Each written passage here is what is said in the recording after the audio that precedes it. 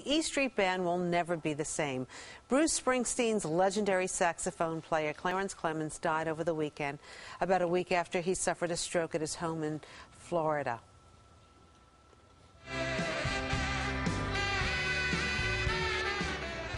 Clarence was known as the big man, commanding presence, and his soul-rooted sax style made him one of rock and roll's most beloved performers. Joining us right now, Rolling Stone contributing editor Anthony Decurtis and Caryn Rose, a senior writer with Backstreets.com, the biggest Springsteen site on the web. Nice to have you both here. Good morning. Did you ever meet Clarenece Clemons? I got to meet Clarence a year ago when he was doing a tour for his book. I always wanted to know what he and Bruce used to talk about during this one instrumental break on stage when they kind of stand next to each other and do a little soul shuffle. And he said, well, you know, we just were talking about what are you going to do after the show? You're going to get a bite to eat? They were just friends, hanging out, talking to each other like we all did. Anthony, what about your experience meeting Clarenece Clemons? Yeah, he came up, when his book came out, he came up to Rolling Stone and had a lunch with the staff, and I was hosting it and was interviewing him and moderating the questions from a very enthused audience. And he was just very gracious, very funny. I mean, one thing I remember was that he was happy that Bruce was playing as many covers of different versions of songs on his current tour, because he'd always wanted to play Satisfaction. And he said every time he saw Mick Jagger, he'd say, you know, you got to bring me out sometime. And so he got to do that with Bruce on that tour, and that was really something that was meaningful to him. He was very enthused about music. I mean, this is a guy really who made the sound of the E Street Band. I mean, you talk about Rosalita, Born to Run. I mean, can you ever get this sound back again? I mean, what happens now to the band that Clarenece Clemons is no longer with them? Well, Bruce sort of made it clear with his statement after, a very gracious statement after Clarence died, that Clarence will live on through his band.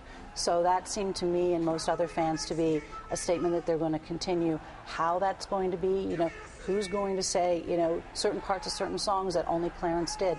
We'll have to wait and see if anyone can figure it out as Bruce. Anthony, yesterday in Asbury Park, I mean, just an outpouring of fans who came to remember Clarenece Clemons.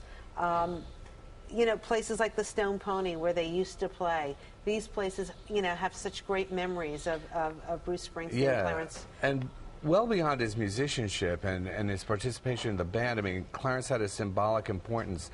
I mean, here you have like a white working class guy and this, you know, black guy who was as big as a football player and almost had a career as a football player, who would openly speak about their love for each other. There was a sense about their connection that was really inspiring, and inspiring in a way beyond music. It suggested possibility and connection, the same way the E Street Band in general does. It's funny that you bring that up, because Clarenece Clemons had written about, you know, at that time when they were just starting the band up, there were black bands and there were white bands. Yes. And usually if they were mixed bands, they had less places to play. So this was really kind of revolutionary at the time for Bruce Springsteen to put together this kind of eclectic bunch. Well, I think that, you know, when you think about the cover of Born to Run, which when you open it up is, you know, Bruce and Clarence together on that cover, I mean, that was a statement.